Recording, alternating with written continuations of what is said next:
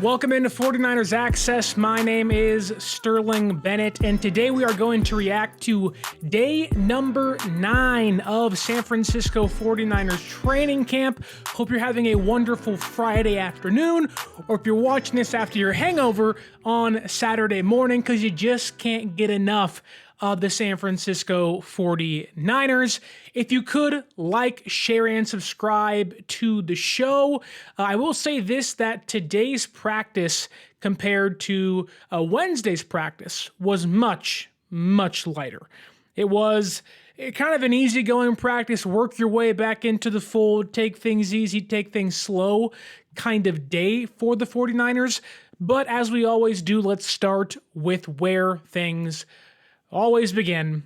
The absences, who practiced, who wasn't there, who got a veteran day off, and who's injured. The absences, nothing has changed. Trent Williams is still holding out. Brandon Aiyuk is holding in. We did get a funny interaction in regards to the Brandon Aiyuk, Kyle Shanahan hug or dabbing up video that was taken yesterday or 2 days ago at practice. Shanahan kind of laughed it off and was like, "It's just a bro hug. Don't look into it too much." Brandon Aiyuk did not sign on their day off yesterday. And according to a multitude of people, there is no, ground being gained on a deal, if you want to word it that way. Mike Silver said, nothing new to report here, so things still stand where they did pre-bro hug a couple days ago. No new news to report in regards to Brandon Aiyuk signing a contract extension. A lot of reports saying he's going to get traded. Steeler fans are in this kind of weird area where they're looking at flights from the Bay Area to Pittsburgh and being like, Brandon Aiyuk is on seat B17, and people were like, what the heck is going on? So nothing new to discuss when it comes to Brandon Aiyuk. Chris McCaffrey and Nick Bosa both had veteran days off, which brings us to the injuries. Isaac Guerendo still out with the hamstring injury. Juwan Jennings didn't practice today, has an ankle injury, but did do work on the side. Receiver Jacob Cowing, who has a hamstring injury, did work on the side as well. And Tay Martin, who also has a hamstring injury, did not practice. Alongside him is tight end Logan Thomas, who also has a hamstring injury. The offensive line had 3 players still on the shelf. Aaron Banks has a back injury, did some stretching on the sideline today, so it looks like he'll be okay and shouldn't be out for too long. While Spencer Burford, who has the broken hand, had his pads on and his helmet, which I thought he was going to practice today, but he didn't. Did some light stretching, and we got good news on his hand. He will not need surgery. So good news for Spencer Burford, which indicates he's likely not going to be out for too long. I think Kyle Shanahan said the timeline is 3 weeks. So the expectation is in 3 weeks, Spencer Burford should return and be, whether it's the starting right guard or the backup right guard. So good news for Burford. Jarrett Kingston, rookie out of USC on the offensive line. He didn't practice today. Wasn't sure why he didn't practice. Meanwhile, linebacker Curtis Robinson, who did work on the side, didn't practice as well. Not exactly sure what's up with either one of those two players. San Francisco did sign an offensive lineman today. Pat, I think it's Elfine. Maybe it's Elfane. But unfortunately, like the rest of the interior offensive line, he got hurt basically stretching. So they signed a guy because so many guys were injured, only for that player to then get hurt in the first few periods of practice. So not good for Elfane, whatever his name is. I wouldn't be shocked if... I'm going to assume the injury is not too serious, first off, but I wouldn't be shocked if, they have a myriad of new guys coming in, day out, working out with the team on the offensive line to make sure they have enough bodies for camp and the preseason.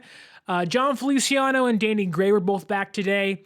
Danny Gray worked in with the receivers as always, and John Feliciano did not take reps with the first team, only took reps with the second team at right guard, which keeps us with the offensive line here.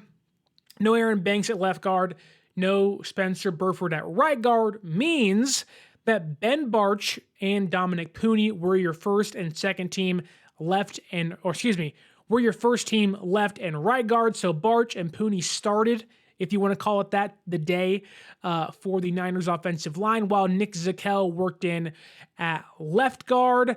And I will say this, the offensive line was so much better today. So much better. For as bad as they had been in the early portions of training camp, since the pads have come on, which it's expected to happen this way, that they have been a brand new group. Now, are they perfect? No. Are they missing Banks? Are they missing Banks and missing Trent Williams? Of course they are. But despite a lot of people, Jalen Moore, Colton McKivitz, Dominick Puni, Ben Barch, a lot of players maybe you have high hopes for or have seen enough to know who they are, they've actually played above their pay grade, if you will.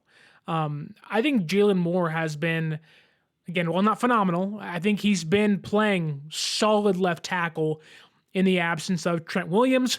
Colton McKivitz, I think, who gets a lot of hate, which sometimes is warranted, but overall, I think he's had a pretty good camp. Now, you're going to lose to Nick Bosa. It just happens. You're going to lose to guys like Leonard Floyd. It happens.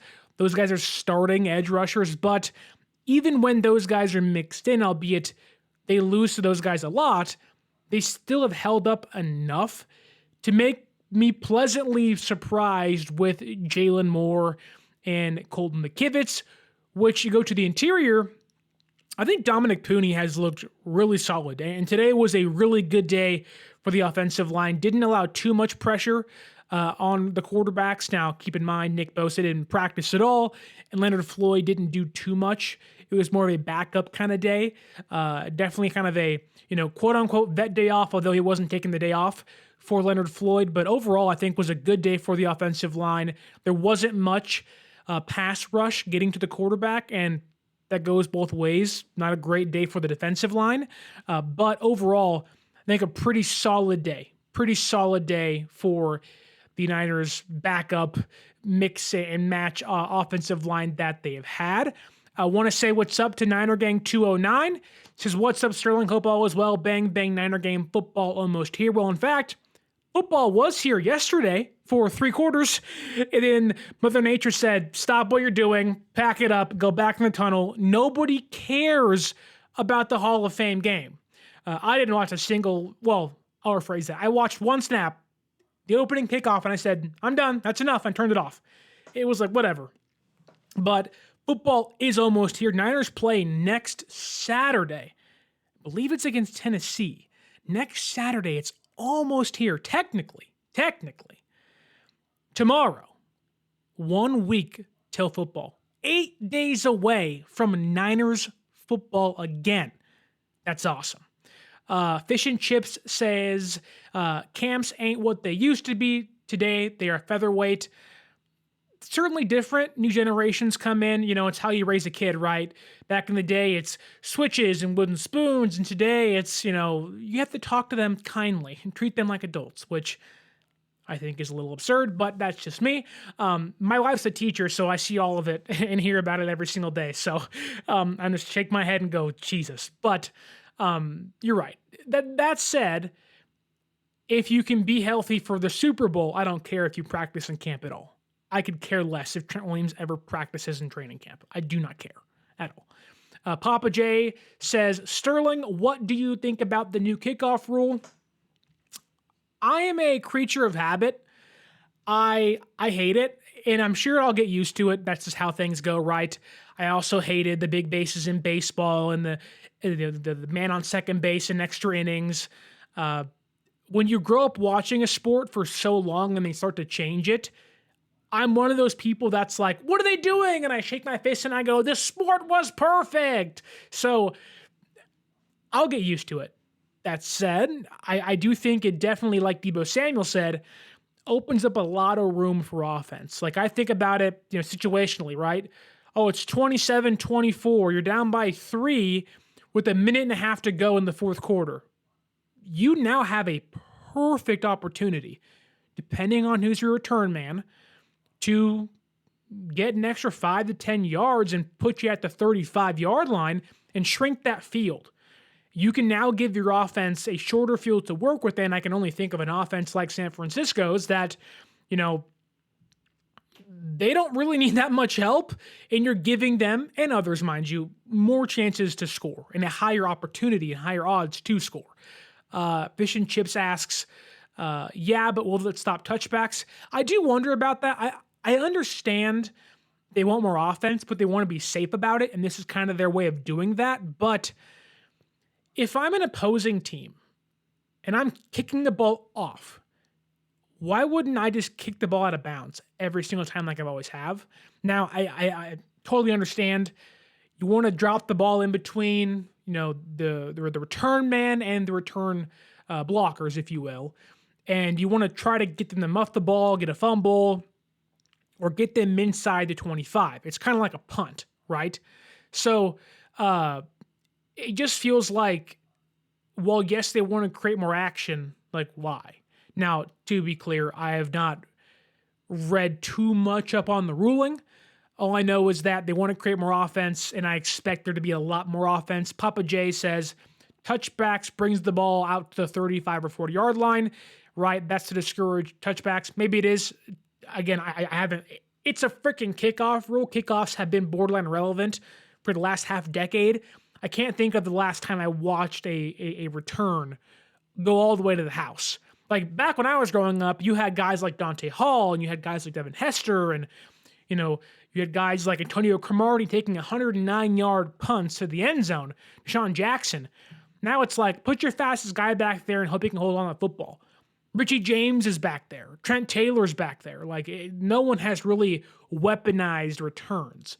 But I think, the way they're doing it, I'm sure in a year it'll be tweaked again. They'll retool, they'll refine it to kind of perfect it. And I think, this is the trial run of what they can do. Is it new? Am I reluctant? Yes, but I'm excited. If it means the Niners win a Super Bowl because of it, bring it on. I'm all for it if it helps us win, and I'm all against it if it helps us lose. So we shall see how things transpire. I do want to get back to what actually happened on the practice field today because, again, I do want to continue to give kudos to the offensive line. I thought they held up really well, and not just in the passing game, in the running game. Puni and Barch and Brendel and Moore and McKivitz, all those guys opened up lanes on the ground for Jordan Mason and Elijah Mitchell and even Cody Schrader, who all three of those guys had a handful of, nice chunk runs to get some big gains. So the offensive line had a nice day. Arguably, maybe their best day so far, albeit a lighter practice without Nick Bosa, but still a good day overall. I will say this, though, despite the offensive line holding up better than they have the past few practices, or maybe the most of the practices so far, a lot of coverage sacks today in team drills. Didn't do one-on-ones today. Those will come back tomorrow, which we should see Ricky Pearsall in his first ever 1v1, which would be nice. But a lot of coverage sacks today, which goes to the credit to the secondary. Lenoir and Yadam and Renardo Green and Mustafa and Jair Brown, those guys really held it down today amongst others. But a lot of coverage sacks, not a lot of areas to maneuver for Brock Purdy and the quarterbacks. A lot of scrambling to find lanes to throw because guys were just covered up and it was like, okay, if I don't throw it, it's a wasted play. So a lot of forcing things, although no interceptions today, which brings us to Brock Purdy. The guy who had thrown 7 picks 2 practices ago or 3 practices ago, Wednesday, lights up the defense, has 4 touchdowns, is perfect on the day. Man, this is great. Today, again, a smaller practice, smaller sample size, and a much more lighter load for him. Only 5 for 8 on the day. Again, a lot of scrambling, trying to find lanes to throw because nobody was open, and that includes Deebo Samuel and George Kittle and Ricky Pearsall and others. But there was a handful of highlight throws from Brock Purdy, in case you're wondering what he did today, which I'm sure many of you are. He had a nice throw to George Kittle over the middle, about the 3rd play of team drills. So, just Purdy over the middle to Kittle. We know what they do. It's Kittle over the middle. That's what he does. So just common stuff there that we see every single Sunday. He also found Deebo Samuel and Kittle 2 more times during team drills, and also found Chris Conley, who I haven't mentioned much outside of his amazing Super Bowl, but I think is having a pretty solid camp. Chris Conley is one of those players that you always want to have around because you never know when you'll need him. And when you ask him to step up, usually he does. So far in training camp, having a quiet, kind of solid day. He's being a vet. He's 30 years old. He's probably played 8 years in the NFL now with KC and Jacksonville, now in San Francisco. He'll probably be, the last receiver on the roster, and if he's not, he'll be that practice squad elevation every single week. So I think a good day. Like Fish and Chips says here, Conley, 6th receiver, makes a lot of sense. Yeah, I think that's kind of where, the way I look at things are, you have Deebo, Aiyuk, and Jennings. Those are your starting 3. Pearsall gets worked in. Cowan gets worked in because he has a skill set nobody else has. Who's that 6th guy? You have players like Ronnie Bell. You have players like Danny Gray. You have people like Conley and Taylor and Tariq Owens and, what's his name? Malik Turner, excuse me. So there's a lot of guys vying for a job. Ultimately, I think you would like to have, Danny Gray and Ronnie Bell over Chris Conley because of the young and their the potential's higher with those players. But I think from a production value, you are not going to find of that grouping somebody more consistent than Chris Conley. You know what you're going to get out of Chris Conley every single practice and day. And I think, whereas Danny Gray and Ronnie Bell and even Trent Taylor, who's had a really good camp, and we'll talk about him in a second, you're going to find a little more inconsistencies with them. But moving on here for a second, the throw to Conley. Speaking of Chris Conley, the throw that Purdy had to Conley was a perfect throw, like on the money, Shane McMahon style. He was dancing around, having a good time. But the person that was in coverage was Deommodore Lenoir. And when you talk about a player having a phenomenal camp again for the 3rd year in a row, Lenoir is in that grouping and might be the best player in camp through the first, 9 days, 8 practices. But Conley continually, whether it was Lenoir, who had great coverage on him, Conley just caught the football, and it was a great throw. So good on Chris Conley, but Lenoir he just draped over everybody all the time. He's so good. But Conley, even when it wasn't Lenoir, was separating from everybody. For a 30-year-old receiver, he is faster than almost every defensive back. There was a fumble, though, today, which ironically enough, Fish and Chips also brings up. I don't know if it's the one you're speaking of, but there definitely was a fumble today between Brock Purdy and Jordan Mason, which, ironically, when I think of preseason football the last year or so, I think of Brock Purdy handing the ball off the wrong way to Jordan Mason against the Vikings. I think, week 2 of the preseason 2 years ago before he was, Brock Purdy that we know nowadays. They seemed to have miscommunication, botched a handoff, which got scooped up and was running down the field by Javon Hargrave. That wasn't the only fumble on the day. Cam Latu, which we have to dive into Cam Latu in a second. I want to stick with the quarterbacks, though, for just a minute. But Cam Latu is getting his own little segment here in a second because yikes. Brandon Allen today was 8 for 8. Josh Dobbs 6 for 7. So ultimately, only 4 incompletions from the 3 quarterbacks as a whole. Pretty solid day. Brandon Allen and Malik Turner and Trent Taylor had themselves a nice little kumbaya. They were having a couple completions, chunk yardage. So a good day from Brandon Allen. Trent Taylor's diving catch towards the right sideline was phenomenal. It was like, holy crap, Trent can do that. And it's funny because I was someone, and I'm sure I wasn't alone, after we saw 2017 Jimmy Garoppolo and the rapport he had with Trent Taylor, the expectations were really high for Trent to be, the Wes Welker, the Chris Hogan, the Anthony Gonzalez, the small white slot receiver for this offense, because Jimmy was in New England. Now he has his own Wes Welker with Trent Taylor. And, I think whether the expectations were too high, the injuries caught up, things didn't work out for Trent here. He got surpassed by, Deebo and Emmanuel Sanders and others. Injuries obviously hurt him too, like I already said. But Trent Taylor today was on one. And we're not talking in a bad way. When your wife walks into the room and says, "You're on one today," usually it's not a good thing. Trent Taylor today, in a good way, was on one. And he was having himself a really nice day with an amazing diving catch. There's a picture of it actually on Twitter and on the Niners Instagram. It's awesome. Didn't see a video of it yet, but when you see it, it is a pretty highlight catch by Trent Taylor. But a good day overall. Purdy had a nice day. Again, there wasn't much to make, if I'm being honest, about the quarterbacks today. But if I was to pick one that stood above the rest, it'd be Brandon Allen.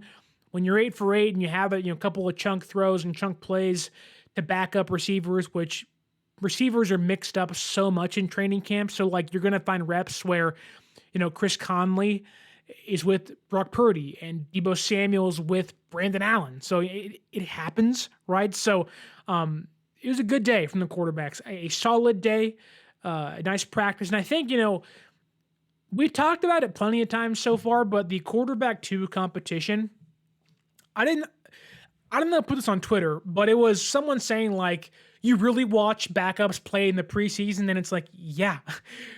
For the Niners, quarterbacks that are backups actually matter, unfortunately, the past few years, but it is one of the more intriguing camp battles because I think both those guys make the team. But it's kind of neck and neck. It wasn't to begin training camp. Josh Dobbs had fallen far behind, but as things have ramped up, the pads have come on, they've kind of gotten closer in regards to ranking, in my opinion. But Brandon Allen today was the better quarterback, if you will. But we'll dive into why Joshua Dobbs might not be at fault for his less than Brandon Allen-like performance today. But a good quarterback 2 competition is brewing. Whereas the last few years, mainly the last 2 years with Trey Lance and Jimmy G and Brock Purdy and Trey Lance and Sam Darnold, there's been a lot of vitriol towards the starting and backup quarterbacks in San Francisco. Not as much this year because Brock Purdy is the guy, but last year was bad. You had Trey Lance and Sam Darnold, and no one wanted Darnold, and Trey Lance just didn't do much and got traded. And a couple years ago, it was Trey and Jimmy, and then it was Nate Sudfeld, and it was Brock Purdy, obviously. But I think this year it's a healthy quarterback competition for the backup job, not just in the room, but also for the fans, and it's awesome. It just it's kind of nice to not have to worry about the quarterback stuff, and you can say, "Well, this guy was bad," and have no one in your comments being like, "Are you serious?"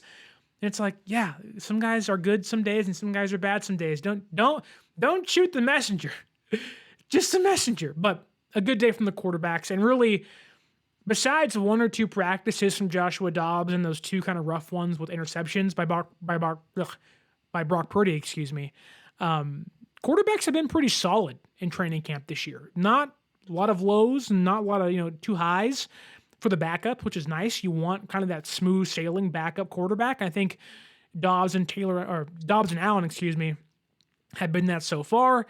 That brings us to Trent Taylor, and I think if I told you that Trent Taylor would be this team's 6th receiver, what would you say? People on Twitter say it's a waste of a roster spot.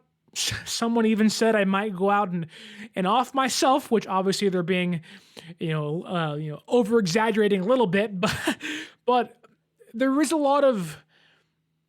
a consensus of I don't want that. Fish and chips, no thanks. That's kind of that is the consensus of we do not want Trent Taylor wasting a roster spot on this team. I think that Trent's always been someone that's performed really well in training camp. Then the season starts and he kind of falls behind and gets left behind. Now, preferably, in a perfect world, if you can't find room for Ricky Pearsall to be the guy involved in the offense, right? you have to find ways for him to touch the football. If one of the rookies, Cowing or Pearsall, can be your punt returner, then I'm okay with Trent Taylor being a practice squad player. Someone goes down, an elevation here or there. I would much rather Chris Conley be that guy because Trent Taylor isn't a gunner on special teams. He's not really like Chris Conley in a really messed up world can be your receiver number 4 and you not be too angry about it, especially in this offense. We've seen worse. We've seen a lot worse. We've seen Dante Pettis for a couple of years. Yikes. But I think, the way Trent's been practicing, he's finally healthy in the last couple of years.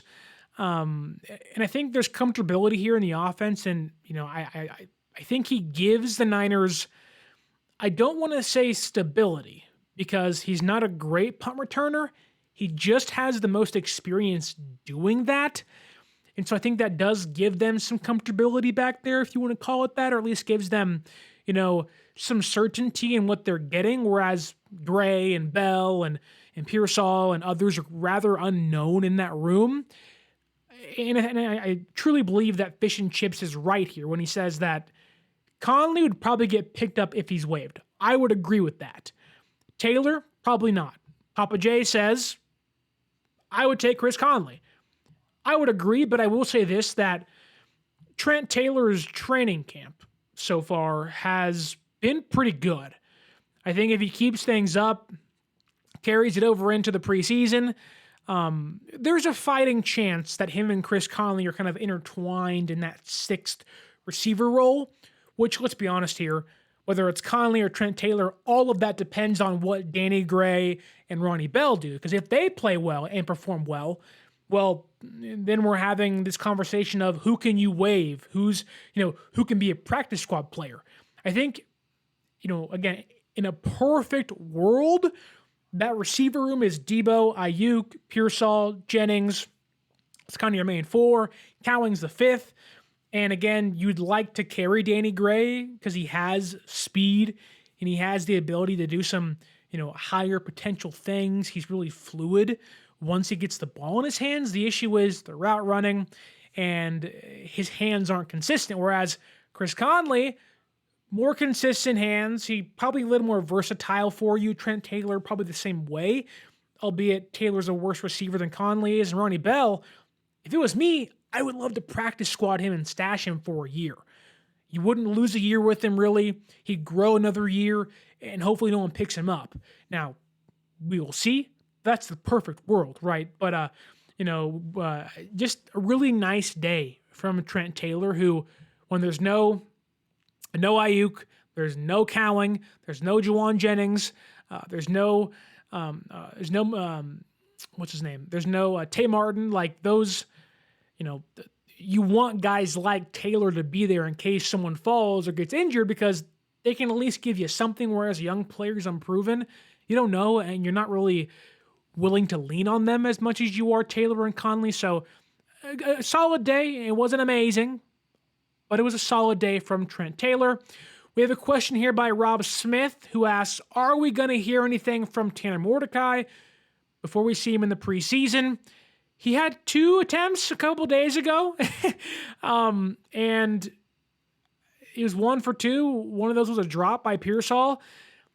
I know that people see a UDFA quarterback, and he has arm strength. He just lacks touch. Like, the arm talent in regards to strength is there, but I don't think we'll see much of him. If we do, my expectation would be San Francisco has a ramped up practice sometime, whether it's tomorrow or in the next week leading into that preseason game. That's where you probably see 1 or 2 reps from him. But I would like to think Brandon Allen probably starts the game next Saturday. Joshua Dobbs come in at halftime and Tanner Mordecai gets like kind of the cleanup reps in the 4th quarter. But even then, like, what do you make of that? You're playing against UDFAs and 7th round rookies. Meanwhile, you're playing with UDFAs and rookies as well. So it's like, you never want to write a guy off, but I'm just going to be completely honest with you. Tanner Mordecai is not Brock Purdy. Just not the case. And he's certainly quick, but I think if you haven't seen him yet, the throwing motion's weird. And you're going to say, that looks funky, you don't like it.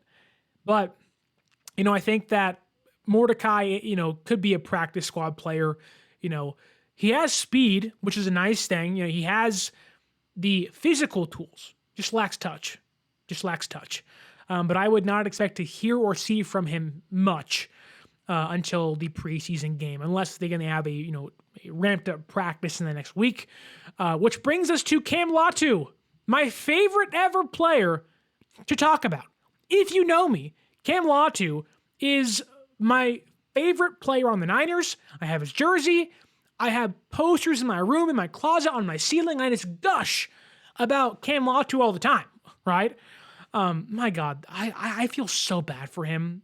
And look, I want to be as respectful as I can be. Cam Latu came into the NFL as a third-round pick. Should he have been a third-round pick? No. Is that his fault? No. Not at all. He was transitioning from defense to tight end in his final year at Alabama, then got picked in the third round by a team that didn't need a tight end in the third round, right? It could have got one in the seventh, which they did. So, and it's not his fault they got hurt. It just, Cam Latu is not ready for the NFL. And we've talked about him in the last couple practices. He's kind of putting things together in a small kind of sample size, right? In small spurts, he's putting things together. But today was just like every step forward he takes, it's like 5 steps back. And it's like, dude, like whenever you start to get a little like, okay, here's Cam Latu, it's like, brother, like, what are you doing, man? Like, where's your head at? And I think, the old song, Where Is My Mind? Where is Cam Latu's mind, man? Like, there's a 3-play sequence where the first play, like his last few practices, catches the ball, turns up field, nice, decent game. You give him a little hand clap, good job. Okay, cool. Cam Latu's, got a box score today, right? The very next play, he's supposed to go in motion. He looks back at Joshua Dobbs like, what am I supposed to do? And the offense gets a delay a game. And it's like, Cam, like, it'd be different if you were a rookie. And I get people learn differently. People learn by reading and then taking that and turning that into a productive season, right? Productive plays. People sometimes have to do things. They're hands-on with how they learn. It seems like Cam Latu's hands-on in how he learns. And with the little reps he's had, all the reading he's done, learning the playbook, the hand motions, whatever it is, it's not working. Because he looks like a rookie again, which he's super green. That's expected. But when you're a third-round pick and you're in now year 2, off an injury, you don't have time to make these mistakes. That clock is ticking. They brought in Logan Thomas, who hasn't been great at all. They signed Eric Saubert, who's been the best tight end besides Kittle in camp. Braden Willis is still here. Mason Pline is here. Jake Tungs is there. Like, there's not much wiggle room, and I can be honest with you, Cam Latu has barely, if at all, looked better than UDFAs. And when you're a third-round pick, that's how you get cut. And so, causes a false start. Dobbs is like screaming at him. He's like, what are you doing? Puts his hand on his head, and he's like, you need to get here. And like, when the backup quarterback, which could be your quarterback 3, and if you're Papa J, thinks might get traded because they're hiding Tanner Mordecai, when that guy's screaming at you, having never played in this offense with these players before, it's not a good look. Okay, you made a mistake. How do you react? Okay, it's like baseball. I played it for 18 years. It's like in school. You fail a test. What do you need to do to get your grades back up, right? It's like playing college football 25 on Road to Glory. You failed the test, your GPA's at 2, you got to get it above so you can play. How are you going to do this, right? You have to go back in the room and study. You have to come back the next play and prove you can do it right, okay? Very next play. Runs the underneath route, Dobbs hits him for the check down. Latu turns upfield. Bam. Rookie linebacker Tatum Bethune jars the ball loose, forces a fumble. Chase Lucas picks it up and runs for a touchdown. And it's like, Cam, I don't want to question your football prowess because you're in the NFL. You played at Bama. You have to have some skill, like the athletic ability, the size, the frame is there. Once he gets the ball, he can turn upfield and run and hopefully not fumble. But it's like his brain and his body don't connect. His hands and his brain aren't connecting. And it's like, man, like young players get yelled at. They make mistakes. Shanahan has yelled at Brayden Willis before. Dominick Puni got yelled at a couple days ago by Chris Forrester. Like, it's not uncommon for young players to get yelled at simply because they have to get it right in case they have to play. Cam Latu, if I was San Francisco, would not see the field at all. Willis and Saubert would start, and I can argue I wouldn't even start Saubert. Willis would start the preseason game. I then put in Jake Tongues. Then I'd put in Mason Pline and Cam Latu. Like, if you're looking at a depth chart, his third-round pick status means absolutely nothing. And it sucks because you don't want to see a third-round pick get wasted. You don't want to see a young player struggle mentally. And you can just tell that when he walked back to that huddle or to the sideline, you can just tell he feels the weight of the world on his shoulders. And that sucks for a young player who, third-round pick, could have had an offensive lineman there. I don't know what it is about third-round picks. Sermon and TDP, Danny Gray and Cam Latu, it just doesn't work out unless you're Fred Warner. But like, man, like, what does he do outside of take up reps? Like, he's going to get practice squatted again. He should have been a 7th-round pick when he was drafted in that year's draft in 2022, I think it was. Like, what does he do to help the team? Nothing. Brayden Willis at least played in the Super Bowl last year, although got called for a holding penalty, but still, it's like, and here's the thing, Papa J, I get it. They can't trade him. Who's taking him? If you have 3 good preseason games, who's taking you? If you start offering him up to teams who wants Cam Latu, who's like, me, they're going to go, why do you want to trade him? You have an aging George Kittle. You have a 3rd-round pick tight end. If he plays well in the preseason, they're not going to trade him. The only hope would be you can practice squad him. And again, I want to be respectful here. He's a young man playing in the NFL, and I want him to perform well. For himself, for the team, for the fans.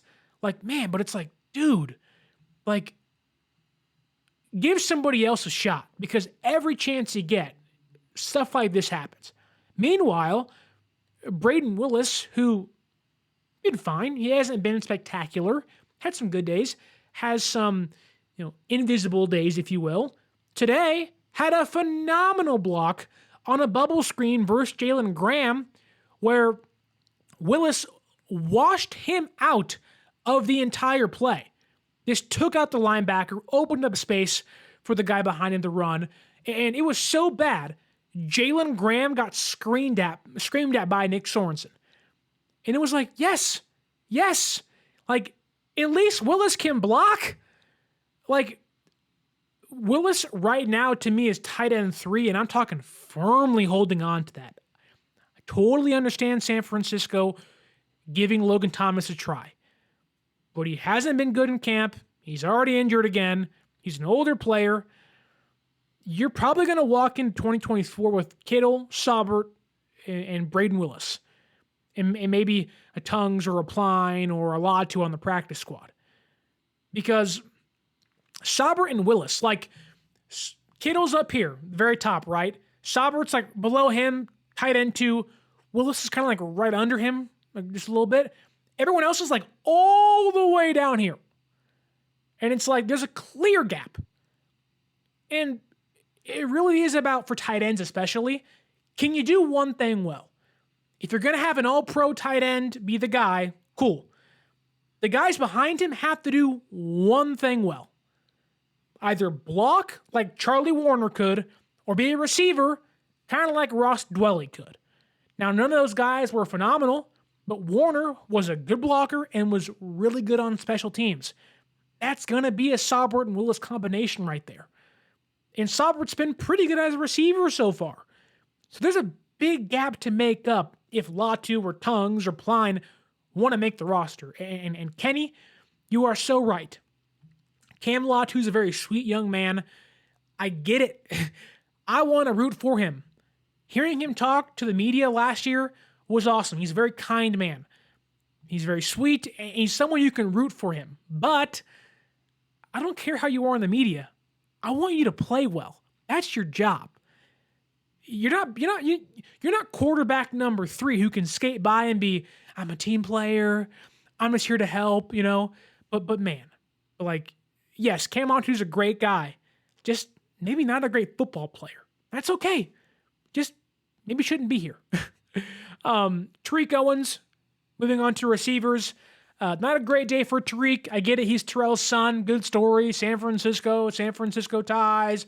His dad was here. Now you're here. Can you be something? And we've talked about Tariq a little bit during the UDFA scouting report of an older player, hasn't had the reps, definitely on the outside looking in for sure. Probably going to be one of the first players to get cut, if I'm being honest, because the receiver room is crowded. Just not great. He muffed a punt today, which if you fumble, not great. So that's a Purdy fumble and Mason fumble. I guess so that's one complete fumble. Latu's fumble. Then Owens' muffed punt. It's how you not get played and how you get cut for sure in this offense and really any, if we're being honest.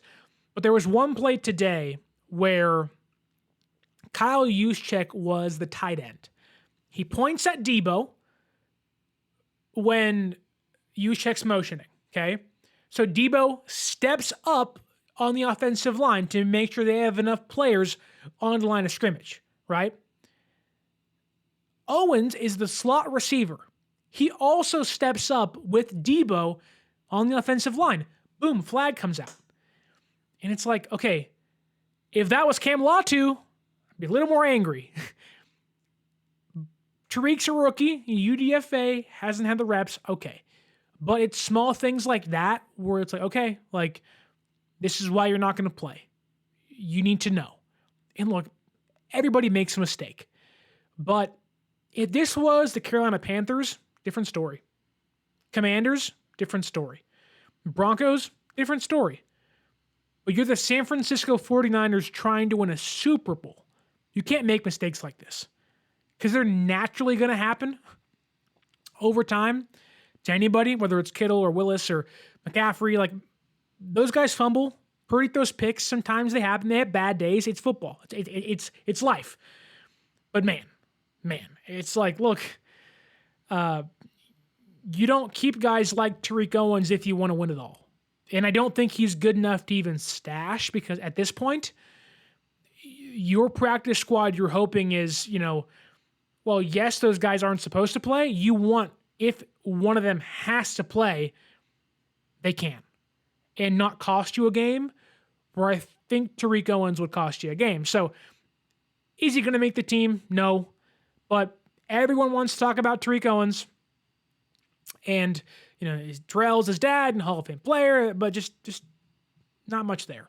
Jalen Graham today, he had a pretty good day. He did get yelled at earlier by Nick Sorensen, but besides that, moving on to the good things he did, the first play of move the ball drills from Josh Dobbs, Graham attacked the hole, and I'm talking lit up Mason Pline. The ball bounces off of him, he bounced off Mason Pline and then stuffed Cody Schrader, at the line of scrimmage or behind it. So he runs, hits a 6'5", 6'6" tight end, bounces off of him, moves him out of the way, and goes right for the running back. And you're like, yes, this is Jalen Graham. This is why I've said for a year, get him at the goal line. He's strong enough. He comes downhill fast enough. He'll bounce off your fullback. He'll bounce off your tight end, and he'll run right through him and then get to the guy with the ball. Now, yeah, it's Mason Pline. Sure. I totally get that. It's not, it's not your Eric Sauberts. It's not your George Kittles. I totally understand that. But good stuff from Jalen Graham. Young linebacker. This team needs answers at linebacker. Jalen Graham, some good today. Rocking Pline and then getting back there and smacking Schrader. Get a loss at the line. I always love, when you're at, goal line stances might be one of the most, I don't know what I'm trying to say. The most insolent, and that's not the word I'm trying to say. When a team has a goal line stance when it matters most, that will get you so freaking pumped up that you got me jumping off my couch. You got people in the stands throwing beers and ringing the rally towels and screaming and going nuts. I get touchdowns are great, but with the game on the line, that's why the Malcolm Butler interception against Seattle in at the goal line is one of the greatest plays in Super Bowl history. It's not just the Super Bowl. It's a goal line stance interception. Now, yeah, they should have ran it, whatever. But the goal line stance is one of the greatest sequences in football. It rarely happens in this day and age, but when it does, Patrick Willis just got into the Hall of Fame, which congrats P. Willie. Frank Gore got into San Francisco's Hall of Fame. Go to week 1 against the Jets. Use our promo code 49ers Access at SeatGeek.com and save yourself $20 off to go see Frank Gore go into the Hall of Fame. That's great and stuff. Seeing Patrick Willis and Navarro Bowman on goal line stances, rocking the double clubs with broken hands, was freaking exhilarating to watch during the Harbaugh era. You just knew one of them dudes were going to rock the ball carrier and that ball is popping out, or it's 4th and 1, they're going for it, and one of those guys is going to just lay the wood. Jalen Graham isn't those guys. But the way he comes downhill, with the flash, with the speed he has, you're like, oh my God, get him at the goal line, please. And I cannot wait to watch. We can talk about the receiver room, fine. The cornerback room, great. But man, I want to see this young linebacking core in the preseason. It might be one of the most intriguing positional groups of the entire bunch. Offensive line's intriguing, sure. Receivers, sure. Running backs, fine. A linebacker might be the most important one because you know who the starters are at cornerback.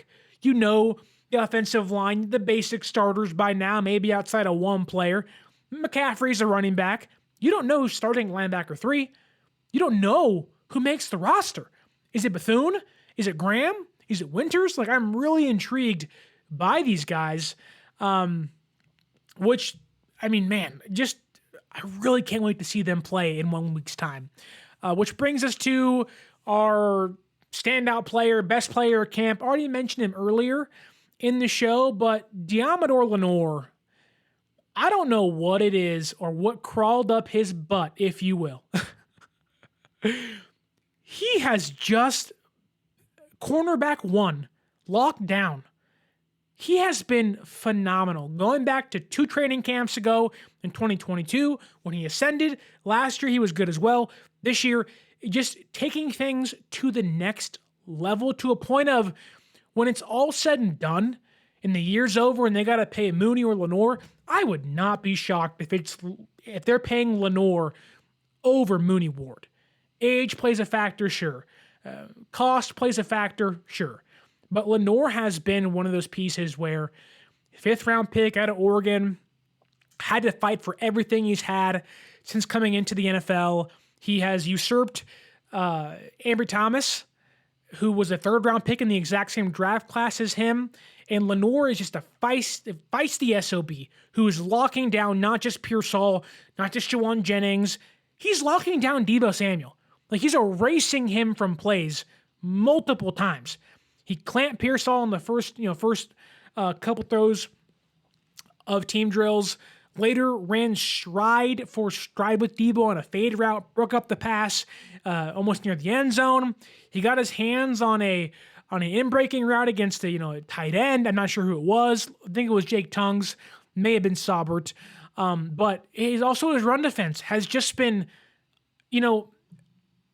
sometimes cornerbacks can be too feisty, can be too aggressive. Lenoir is like the right kind of aggressive. He's rarely ever called for penalties, right? He plays slot, plays nickel, and K'Wan Williams was really good against the run for a smaller player. Lenoir is better than K'Wan against the run, mainly because he's a little bigger than K'Wan was, and probably a better tackler than K'Wan was. But Lenoir is also better in coverage than K'Wan was, too, to a point where he can go outside and play. And K'Wan was really good, really good for a handful of years here in the early Shanahan era. But the way Lenoir is playing is just, Rob Smith might say Pro Bowl. Maybe, man, maybe. And I think, the way we talk about the cornerback room is, okay, it's Mooney, it's Lenoir. Like, you kind of forget about those guys, because they're going to be locked in no matter what. And even during training camp, if you're there, the kids always want to see the stars. Fred and Deebo and Christian McCaffrey and Brock Purdy and George Kittle and Nick Bosa. I totally get it. Sometimes cornerbacks go unnoticed, and usually I don't talk about players like Fred Warner and Christian McCaffrey and George Kittle because we expect great things from them. So why talk about the great things? They're 10 years into the NFL. They're former All-Pros and Pro Bowlers. Like, you expect them to be great every single Sunday. So why talk about them?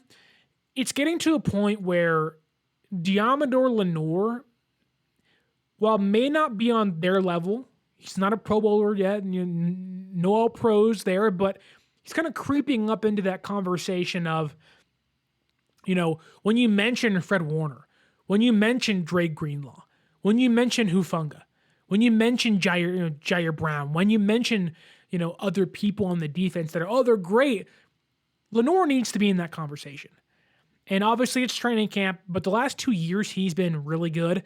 And if he can carry over this, you are going to see a better Lenoir this year. And he was already great last year. You're going to see a better Lenoir this year, which is already hard to top.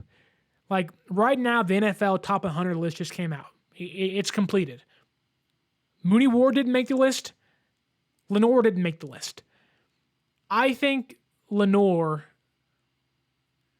has an opportunity to make that list once this year is over with. Over Mooney Ward. Over other players. Like, he's that good. Now, I get it. He's a nickelback mainly.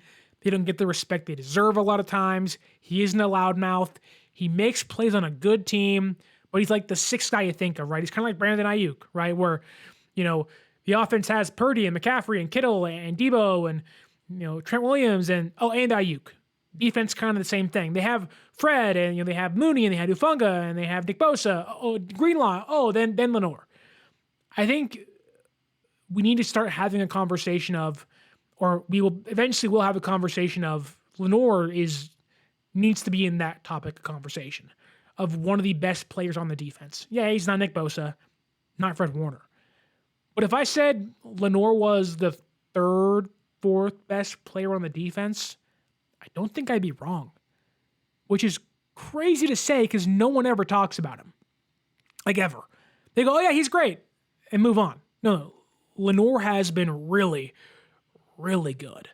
A player that has been good so far through training camp, but had his worst day of training camp so far. That is Jake Moody.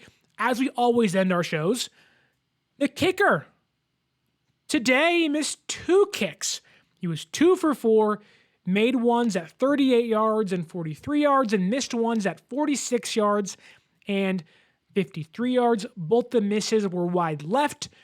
To give you some context, both the refs were like, did he make it? Did he miss it? Weren't entirely sure, but looked to be a miss to me. So 2 for 4. today, not a great, not a great day for Jake Moody, but 50%.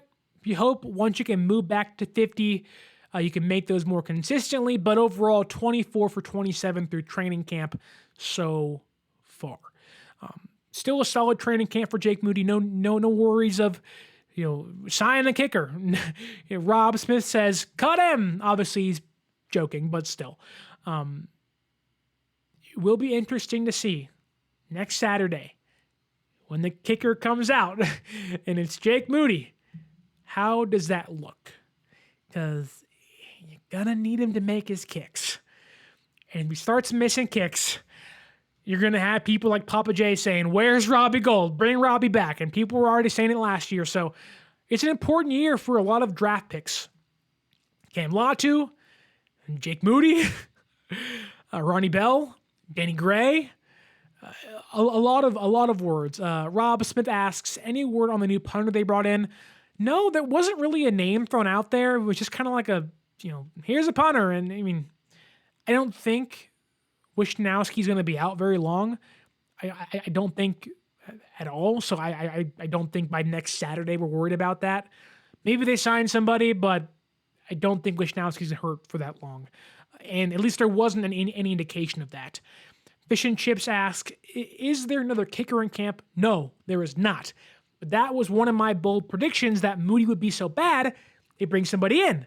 But he's been good. So thumbs up, hoping that stays the same. That's all I have for you today on a Friday afternoon. Thank you to Fish and Chips. Thank you to Rob Smith, Papa J. Who else we got? Kenny 49ers. People at the top like Niner Gang 209 and plenty others. Thank you so much for watching and listening. If you could kindly leave a like on the video and subscribe to the YouTube channel. It's the cheapest and freest way to help us out and grow the community here. If you're listening on the podcasting platforms, Apple or Spotify, give us a 5-star review. Again, the easiest and freest way to help the show out. 5 stars. Tell us whatever you want in the review itself. To give us 5 stars. And down below, what are your takeaways from training camp so far? Do you like Cam Latu? Who's going to be that tight end number 2? Who's going to be that linebacker number 3? What do you think? Thank you to Papa J. Thank you to Rob Smith. If you haven't already, don't forget to follow us on social media at 49ers_access is the Twitter or X. 49ers.access is the Instagram. And if you want to watch any Niner game in person this year, in fact, if you want to watch any game in person this year and see that new kickoff rule for yourself, go to SeatGeek.com and use our promo code 49ersaccess to save yourself $20 off your first purchase. And as always, my name is Sterling Bennett, and until next time, stay faithful.